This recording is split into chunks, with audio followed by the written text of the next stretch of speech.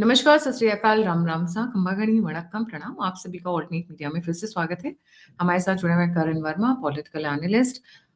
Karan has his own channel, Karan Verma Unplugged. Please like, subscribe, and share that channel. Also, it's doing a fantastic work.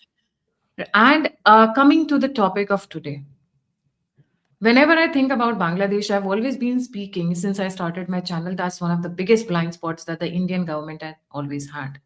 Yes, it has been a blind. क्योंकि आपका सारा दामोदार पाकिस्तान पाकिस्तान पाकिस्तान पे रहा है। सबको पता था कि demographic change is happening from the east, that is east Pakistan. The borders were porous, वहां से लोगों को भेजा जा रहा था और हिंदूज को नहीं आने दे रहे थे, only the Muslims. And not with women, without women। अब दो चार आ जाती हैं बेचारी कहीं से थोड़ी किसी तरीके से, वो अलग बात है। Recently we have seen many boats being capsized by the Indian army. We have seen lot of people being caught. उसमें महिलाएं कितनी हैं आप देख लेंगे ना। जो आज जो सबसे ज्यादा घबराने वाली बात है, जो पहले वेस्ट पाकिस्तान में हो रहा था वही अब ईस्ट पाकिस्तान में हो रहा था। कोई भी इंटरनेशनल एजेंसी बोल कुछ भी नहीं रही है। हिंदूज के साथ क्या हो रहा है? हिंदूज को जीनोसाइड लेवल से नीचे करके धीरे धीरे धीरे धीरे करके टारगेट किया जा रहा है। 24 hours and 11 Hindus have been killed in Bangladesh, but the only thing we talk about is only two, the ones that have come yesterday and then Deepu Chandra Das. क्यों नहीं कोई बोल रहा है? And how is it connected to the Indian polity? पैसे कहां से जा रहे हैं उसके बारे में, कहां से सपोर्ट मिल रहा है, कहां से आइडियोलॉजिकल हो रही है, कहां से वेपन्स आ रहे हैं। Let's discuss that.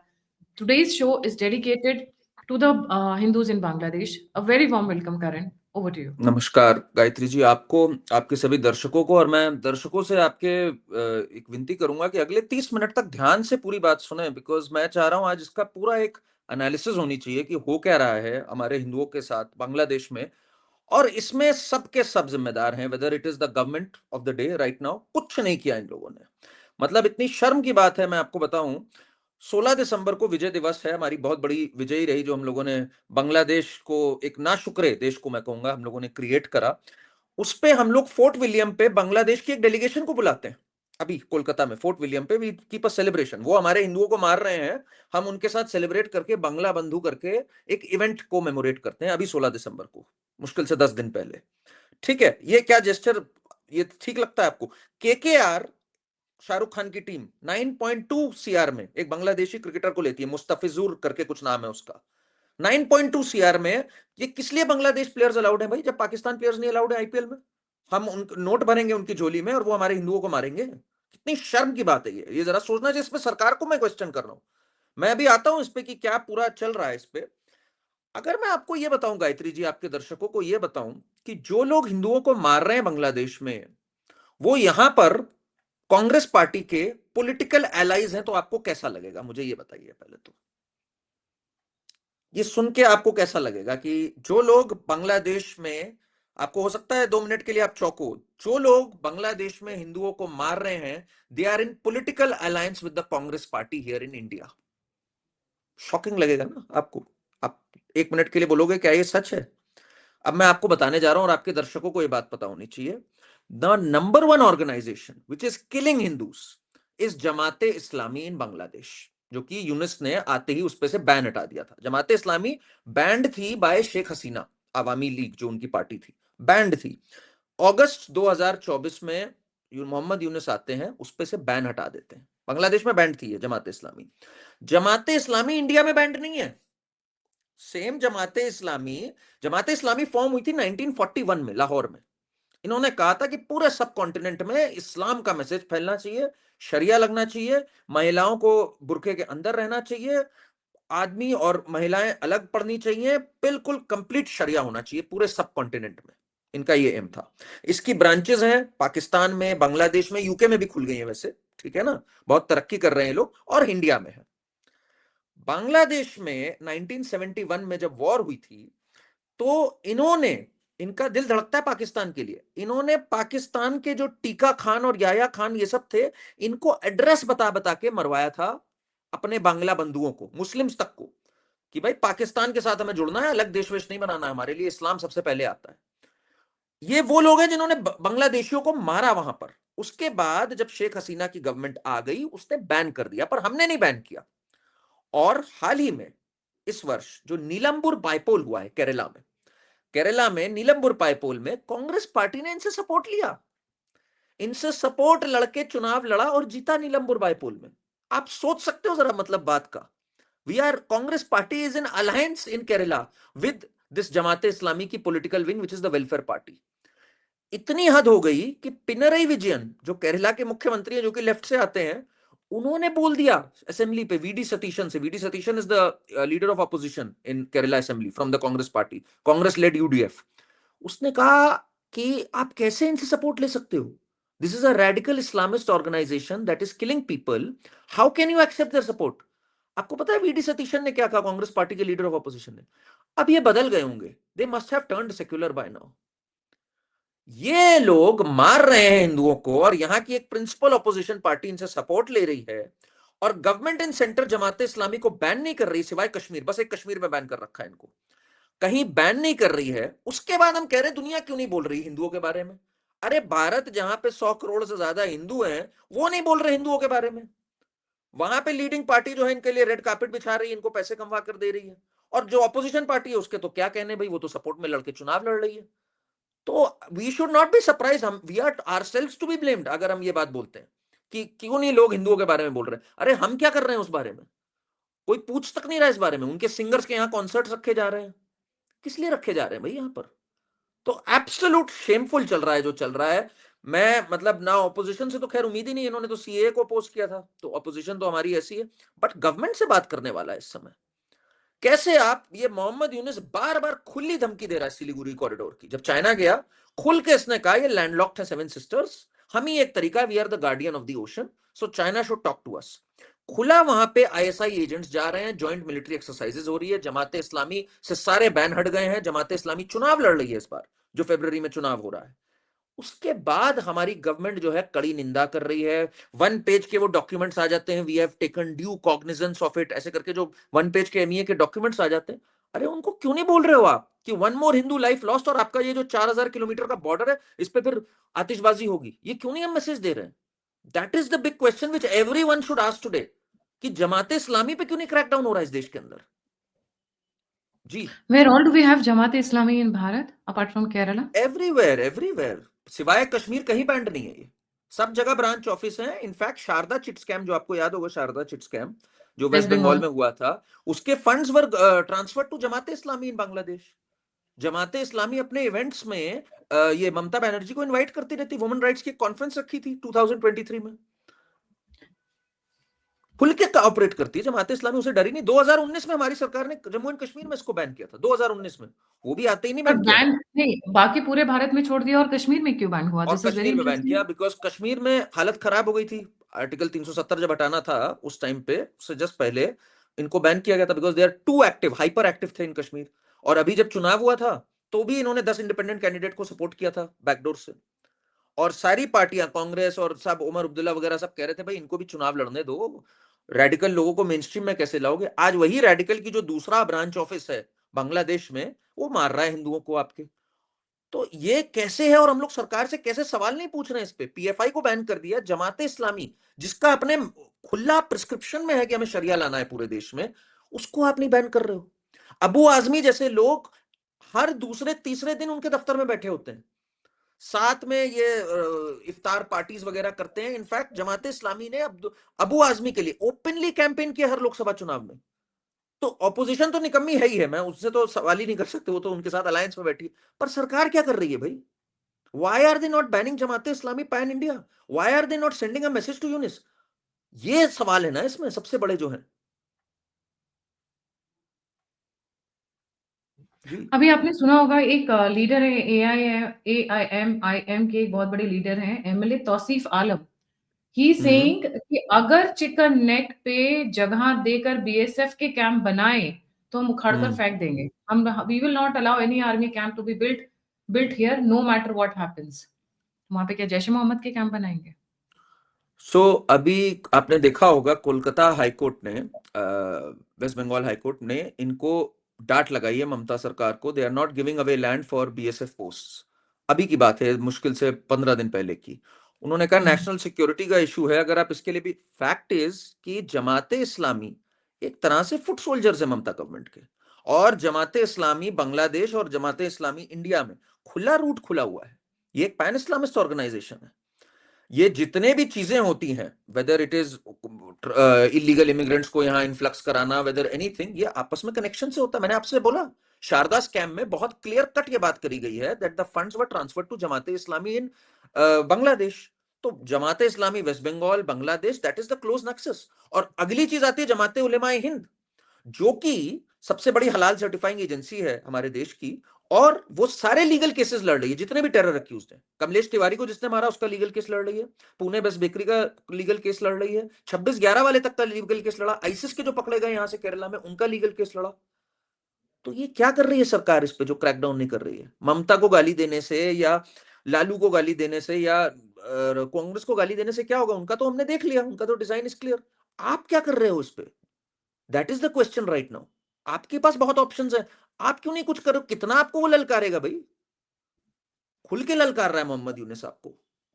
ये जो केरला में जमात है इसका पीएफआई से भी कनेक्शन होगा, आई am sure, because PFI was 100% also होगा, वेरी 100% वाज़ अ होगा। रैडिकल ऑर्गनाइजेशन जिस आपने अच्छा इंटरेस्टिंग बात ये थी कि पीएफआई को बैन कर दिया और पीएफआई की पॉलिटिकल विंग को आज तक बैन नहीं किया है।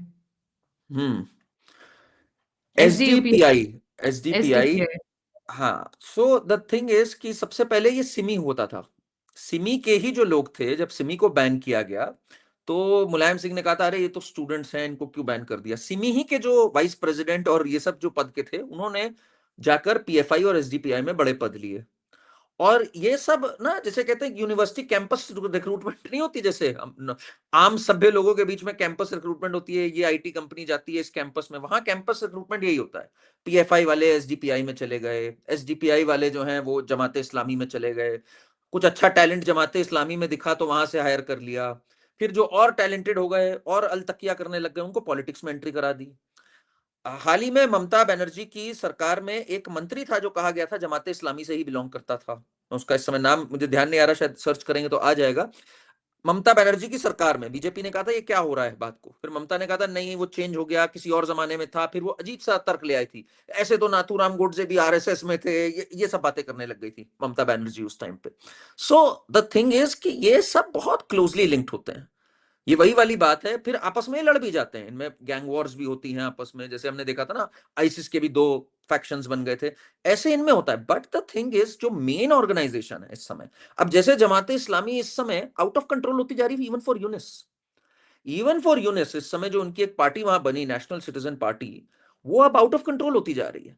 तो ये वही चीज होती है ना, पाकिस्तान पहले they create snakes, then those snakes bite start biting them also, जैसे तहरीके तालिबान पाकिस्तान बन गई, वही चीज इस समय बांग्लादेश में चल रही है। अब यूनिस एक दिन कहेगा कि मेरे से कंट्रोल नहीं हो रहा, मैं क्या करूं, मैं भी तो विक्टिम हूं इसका। अरे तुम विक्टिम नहीं हो, तुमने उन्हें पाल पोस के बड़ा किया सबसे पहले। That is what people need to understand. यहां दिग्विजय सिंह जैसे लोग कह रहे हैं वहां मुस्लिम भी तो विक्टिम्स हैं, वो मुस्लिम विक्टिम्स नहीं है कि वो मुसलमान है, वो अब गैंग वॉर्स हो रही है कि मुस्लिम वर्ल्ड को कौन रूल करेगा।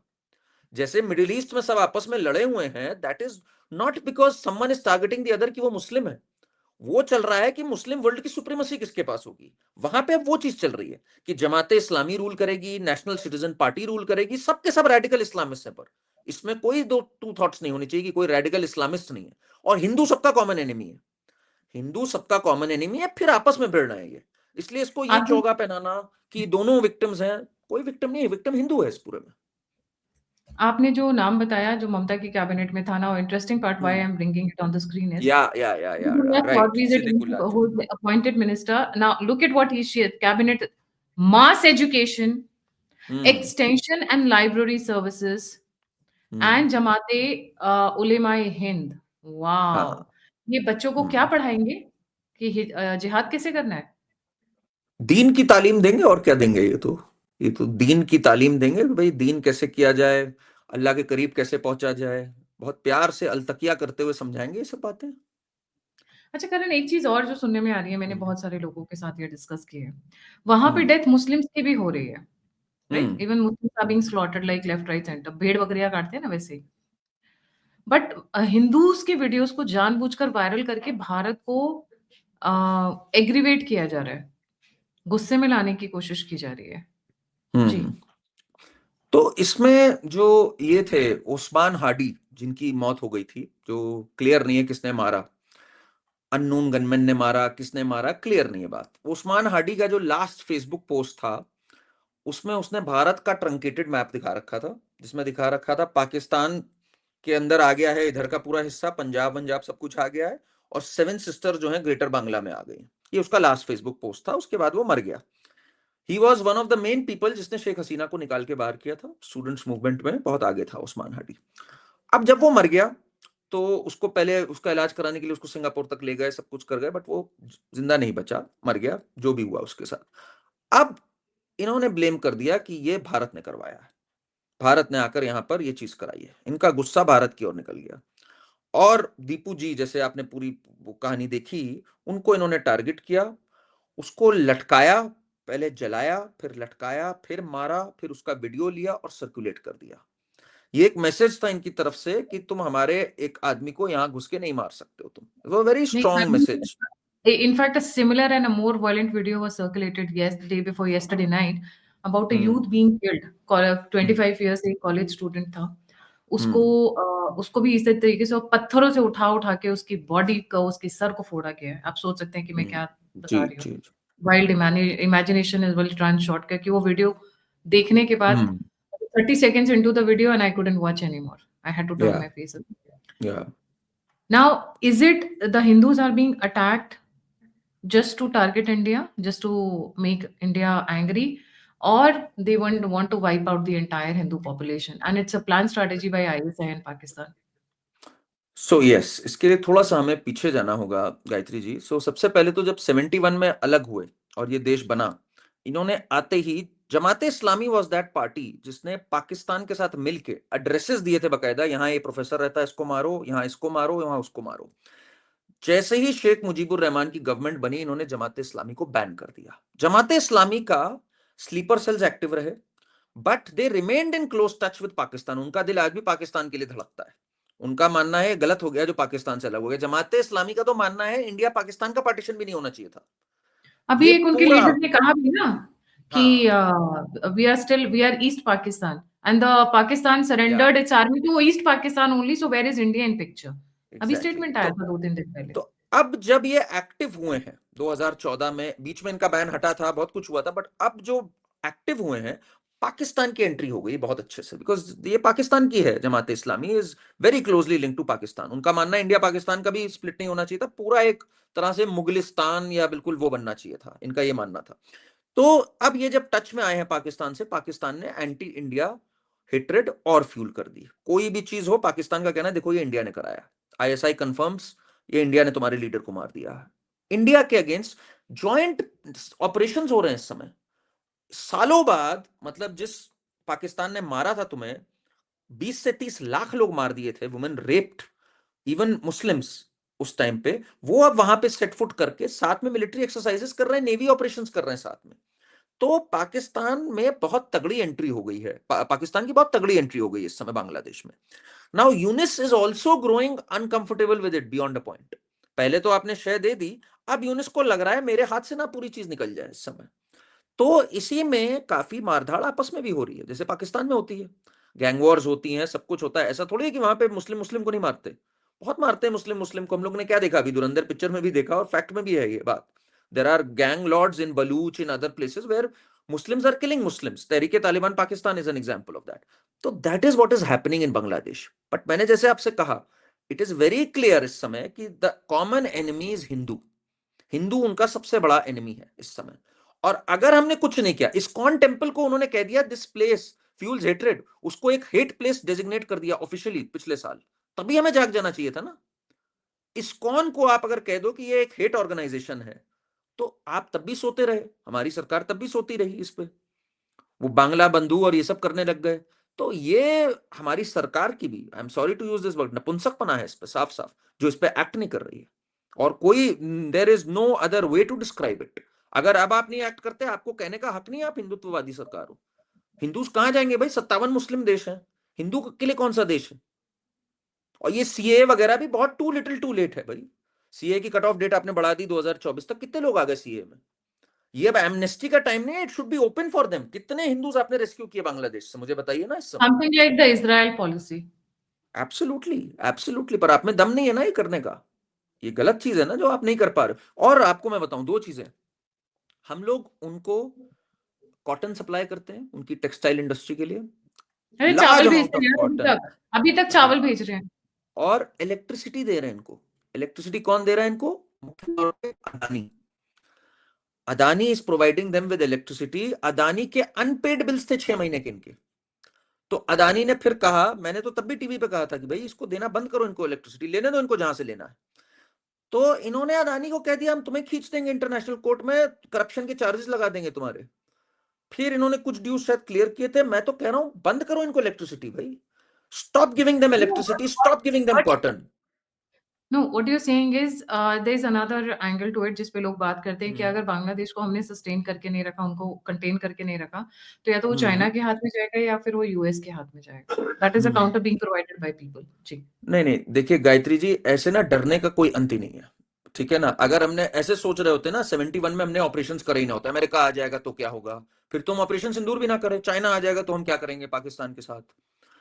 फिर तो हम कुछ कर ही नहीं सकते ना, फिर तो हमारा फिर might is useless if we are always going to keep guessing यहाँ चाइना आ जाएगा, यहाँ पाकिस्तान आ जाएगा, यहाँ अमेरिका ये कर देगा। आपने कर दिया ना, 2 हिस्से ठोक दिए ना आपने उस टाइम पे, क्या हो गया?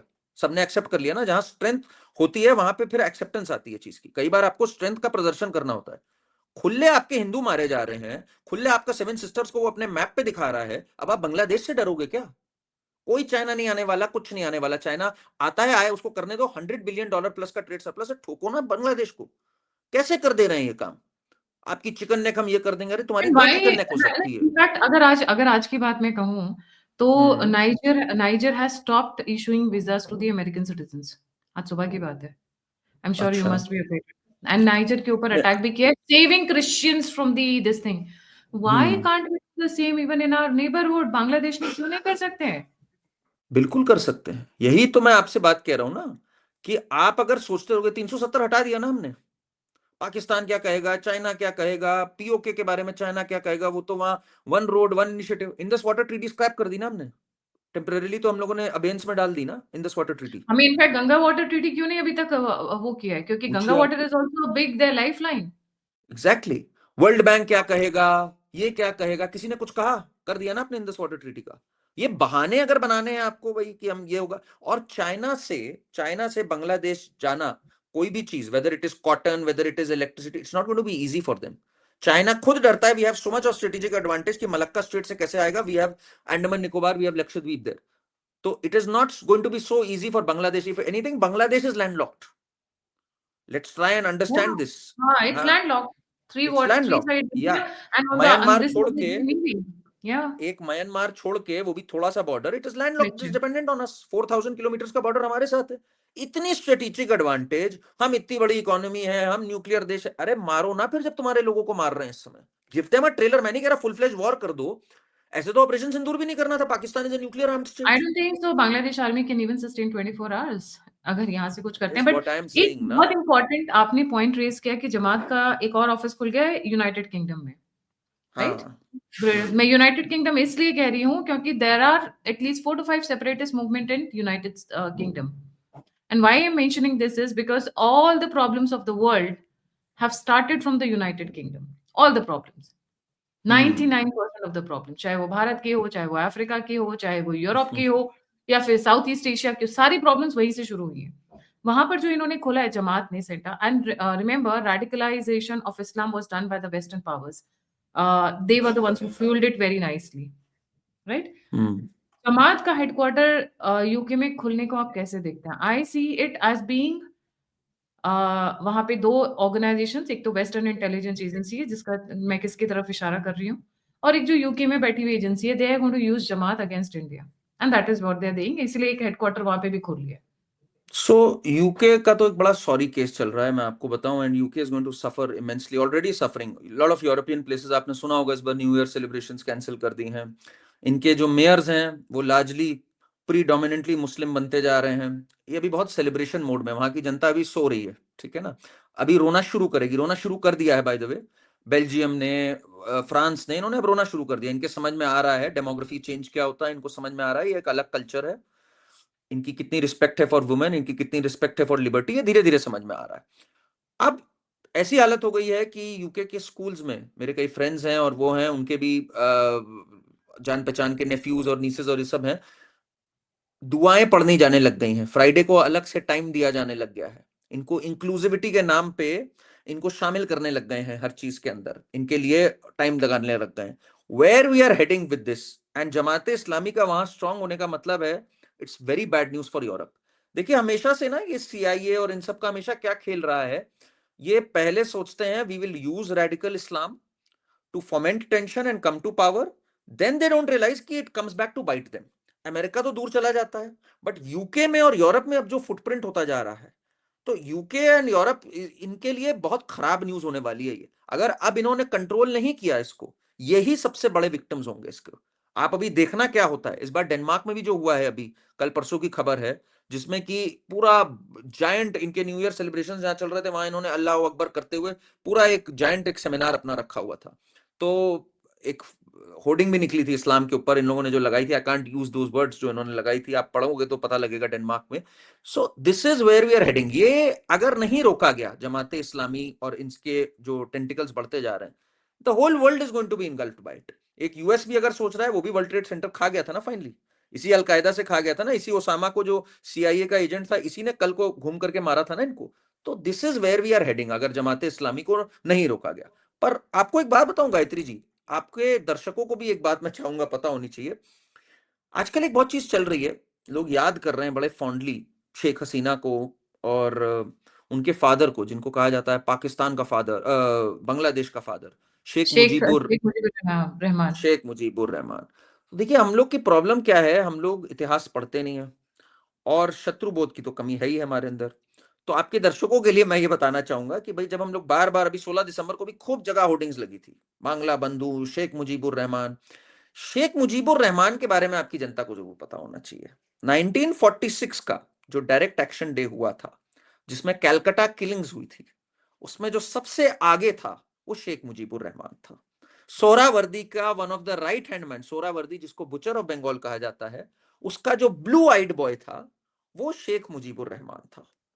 आपको जान के शायद हैरत हो रही हो, आपकी जनता को भी जान के हैरत हो रही हो, इतनी हिंदू हेट्रेड थी शेख मुजीबुर रहमान को कि सोचा नहीं जा सकता। पाकिस्तान के लिए जिस तरह से वो लड़ा, और हिंदू जेनोसाइड जो हुआ उस टाइम पे कलकत्ता में, उसमें वो सबसे ज्यादा बढ़ चढ़ के आगे जो लोग थे उनमें से एक थे Sheikh Mujibur Rahman.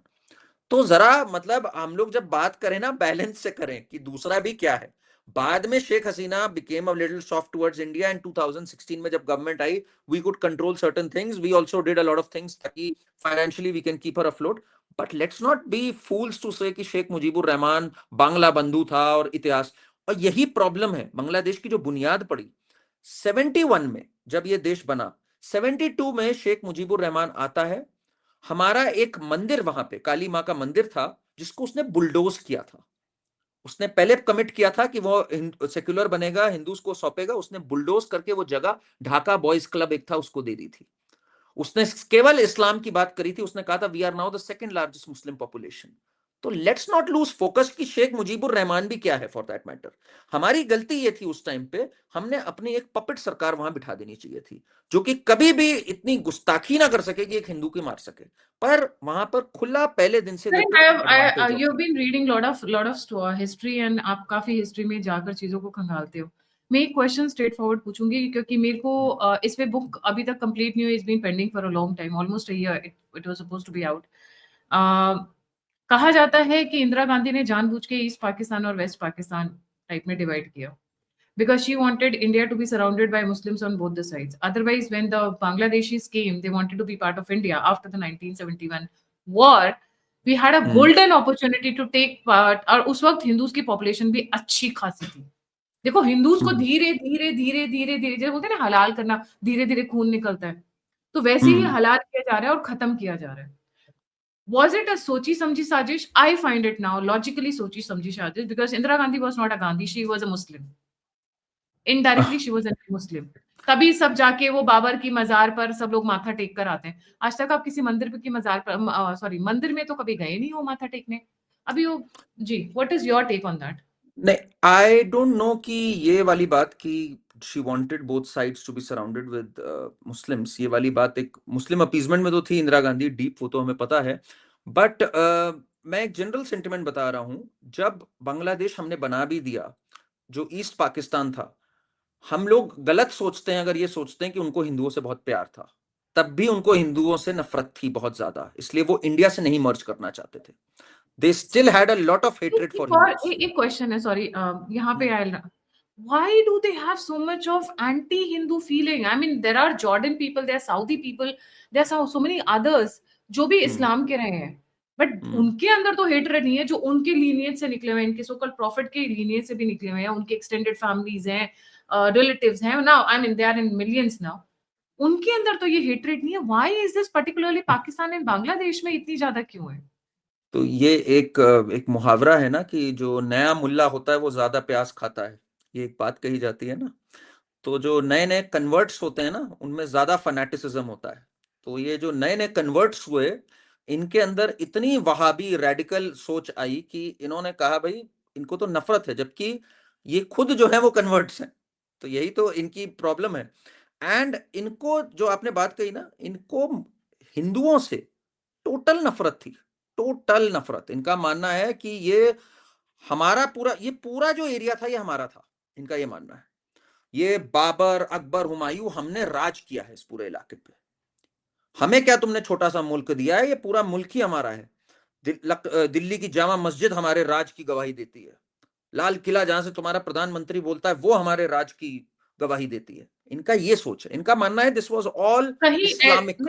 no, I agree, maybe that can be one of the angles. There's another probably point out there. कहीं ऐसा तो नहीं because they were forced to convert or they converted out of greed, both the ways. अगर आप देखो मेवात की बात करो, they were Rajputs, right? They were not Islamic, they were Rajput who converted because of greed and force, both the things. Yeah. कहीं उनको convert होना पड़ा तो उसकी हेटरेट तो नहीं थी जो उनके अपने अंदर की हेटरेट थी। कई बार क्या होता है, ये ह्यूमन साइकोलॉजी है, जिस चीज से हम हार जाते हैं उस चीज को हम इतना एक्सेप्ट करने के चक्कर में ओरिजिनल थॉट से ओरिजिनल जो हम अपने रहे हैं उसको हम हेट्रेड आ जाती है। फॉर एग्जाम्पल मैं एक बहुत इसको सिंप्लीफाई करती हूँ, जब आप मैथ्स को समझ नहीं पाते हो तो आप मैथ्स से नफरत करने लग जाते हो, राइट? बहुत सारे लोग कन्वर्ट हो गए whatever the reasons, तो क्योंकि वो कन्वर्ट हो गए, they could not accept the fact that they were forced to or they were made to convert, and अब गुस्सा क्या निकल रहा है, अब हेट्रेड क्या निकल रही है कि इसी में प्रॉब्लम थी इसीलिए हमें कन्वर्ट होना पड़ा। ये You भी हो understand? सकता है, could be one of the No, reasons, because because this is एक a human ट्रॉमा है। psychology, जिस चीज को हम एक्सेप्ट नहीं कर पाते हैं, क्योंकि अगर इन्होंने इस्लाम को अपने दिल में एक्सेप्ट किया होता, whatever the Quran says and the other things says, तो अंदर में इनके शांति होती, जैसा कि जो ओरिजिनल डिसेंडेंट्स हैं वो उनके अंदर एक शांति है। अगर आप देखो अभी यूएई का बयान अभी रिसेंटली आया, एक one of the ministers was saying कि we are the people who have banned Muslim brotherhood, Saudi has banned Muslim Brotherhood, Egypt has banned Muslim Brotherhood. Then what is the West doing with Muslim Brotherhood? Why are you letting? Because we know they are terrorist organizations. So they know the things. तो अगर आपने accept कर लिया है, अगर सच्चे form में, चलिए मान लीजिए there is no nothing wrong with Quran, there is nothing wrong with Prophet, everything is very pak the way they say, तो इनके अंदर तो और शांति होनी चाहिए थी, इनके अंदर तो और कामनेस होनी चाहिए थी, रादर दे हैव बिकम उल्टा, टोटली 180 डिग्री फ्लिप। इसमें दो चीजें हैं। एक तो इनका मानना है भारत इज अनफिनिश्ड बिजनेस, गजवाए हिंद अभी नहीं हुआ। जिन जगहों की आप बात कर रहे हो वहां कंप्लीट इस्लामिक रूल है, इस्लामिक स्टेट है, Islam is the state religion, there is no resistance to Islam. आप कुछ कर ही नहीं सकते, इस्लाम से आप बाहर गए तो आपको मार दिया जाएगा। Islam is everything there. तो वहां इनके लिए शांति हो गई, इनका मिशन अकॉम्प्लिश्ड हो गया। भारत अनफिनिश्ड है, इनको फ्रस्ट्रेशन है कि इतने साल रूल के बाद भी ये जो लैंड है ये 80% हिंदू है अभी भी यहाँ मंदिर है, अभी भी यहाँ ज्योतिर्लिंग है, अभी भी यहाँ शक्तिपीठ है। तो इनके लिए this is unfinished business and they are losing this battle. आज हिंदूज ने अपनी पावर भी रिगेन कर ली, भारत सबसे प्रॉस्परस देश भी हो गया, ये मिट्टी में मिल गए। तो it is jealousy, it is grudge, it is unfinished agenda that we need to understand. Bharat is the last front जो जहां इनको पे कॉन्कर फिनिश्ड करना है। एजेंडा है वहां के लोग तो अब अभी आज ही मोहम्मद बिन सलमान का, if I am not mistaken, एक स्टेटमेंट आया है, I am sure you must have also seen it, that then there has to be new version of Islam which is more accepting the other Yeah. religions also. And जब Saudi में, UAE में मंदिर खुल रहे हैं तो unfinished agenda क्या हो गया? 100% थोड़ी ना कोई होगा। तो जब वो वो मैं लोग वही बात एक्सेप्ट कर रहे बता हैं रहा हूं ना। Christians को, तो ये देखिए गायत्री जी, ये जनरेशन से पास्ट ट्रॉमा और जिहाद है ये पूरा, कि we have to strive for supremacy. पहले आपने बात बिल्कुल सही कही, जो हार के कन्वर्ट हुआ होगा कुछ तो हैं जो लड़ गए, हमने नहीं कन्वर्ट होना है, कुछ हार गए, डर गए, कन्वर्ट हो गए या लोभ के लिए हो गए। फिर उनको गंदी नजर से भी देखा गया होगा, बिल्कुल देखा गया होगा कि भाई तुम ऐसे हो गए।